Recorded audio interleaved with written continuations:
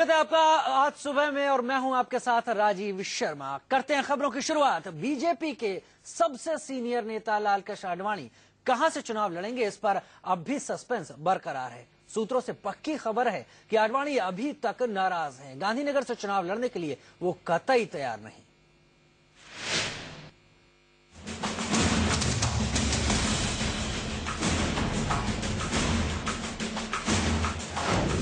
BJP के पितामह लालकृष्ण आडवाणी माने कि नहीं माने, इसे लेकर सस्पेंस बना हुआ है।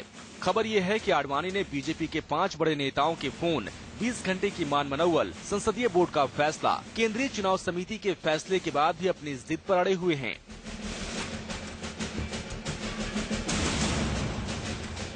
वो अभी भी अपने लिए गुजरात की गांधीनगर की जगह मध्य प्रदेश के भोपाल से अपने लिए टिकट चाहते हैं। बुधवार को पूरे दिन दिल्ली से लेकर गुजरात तक, गुजरात से लेकर भोपाल तक आडवाणी को लेकर उहापोह की हालत बनी रही। अब एक एक कर देखिए क्या हुआ।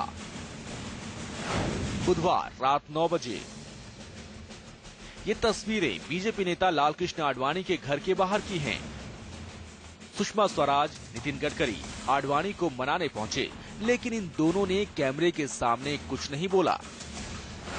बुधवार रात 8 बजे ये तस्वीर बीजेपी के प्रेस कॉन्फ्रेंस की है, जिसमें पार्टी के महासचिव थावरचंद गहलोत ने गांधीनगर सीट से लालकृष्ण आडवाणी के नाम का ऐलान किया। पार्टी के कार्यकर्ताओं, मीडिया को ये बताया गया कि आडवाणी मान गए हैं। गांधीनगर से श्री लालकृष्ण जी आडवाणी। सूत्रों के हवाले से खबर ये आई कि पार्टी ने उनकी सबसे बड़ी शर्त मान ली। शर्त ये थी कि अहमदाबाद पूर्व सीट पर हरेन पाठक का टिकट नहीं काटा जाए। अहमदाबाद पूर्व सीट को लेकर कोई घोषणा नहीं हुई, इसे होल्ड पर रखा गया है। आज तय किया है वो हमने आपके सामने बता दिया है। जो आज अनाउंस नहीं कर रहे हैं उनको बाद में करेंगे और आपको बताएंगे। मोदी राजनाथ ने आडवाणी को मनाने के लिए क्या क्या किया। करीब 20 घंटे तक मान मनौवल हुआ। बुधवार को बीजेपी संसदीय बोर्ड की बैठक हुई। इसमें पार्टी के 8 बड़े नेता मौजूद थे। मुद्दा था आडवाणी को भोपाल जाने से कैसे रोका जाए। करीब सवा घंटे की बैठक में ये तय कर दिया गया कि आडवाणी को गांधीनगर से ही चुनाव लड़ना चाहिए।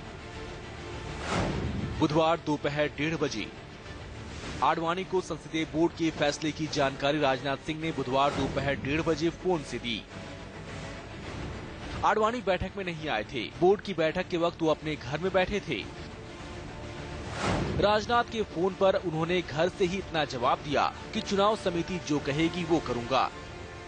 राजनाथ के फोन काटते ही 2 मिनट बाद सुषमा ने फोन किया। उन्होंने भी वही बातें दोहराई। बुधवार दोपहर 3:45 संसदीय बोर्ड की बैठक के बाद बीजेपी केंद्रीय चुनाव समिति की बैठक हुई, जिसमें गुजरात का जिक्र होते ही राजनाथ ने संसदीय बोर्ड के फैसले के बारे में बता दिया। आडवाणी को बीजेपी के 5 बड़े नेताओं के फोन गए। सूत्र बताते हैं आडवाणी को पहला फोन हरेन पाठक का आया था सोमवार को, जिसमें उन्होंने अहमदाबाद से अपना टिकट काटे जाने की बात कही थी। दूसरा फोन शिवराज सिंह चौहान ने किया। उन्होंने भोपाल से आडवाणी के चुनाव लड़ने के फैसले का स्वागत किया। तीसरा फोन मंगलवार रात राजनाथ ने किया। राजनाथ ने आडवाणी से भोपाल नहीं जाने की अपील की। चौथा फोन बुधवार दोपहर सुषमा स्वराज ने किया। सुषमा ने आडवाणी को यह बता दिया कि संसदीय बोर्ड नहीं चाहता कि आप भोपाल से चुनाव लड़ें। पांचवा फोन खुद नरेंद्र मोदी ने किया। उन्होंने साफ कहा कि आप गुजरात छोड़ेंगे तो ये पार्टी के लिए नुकसान वाला कदम होगा।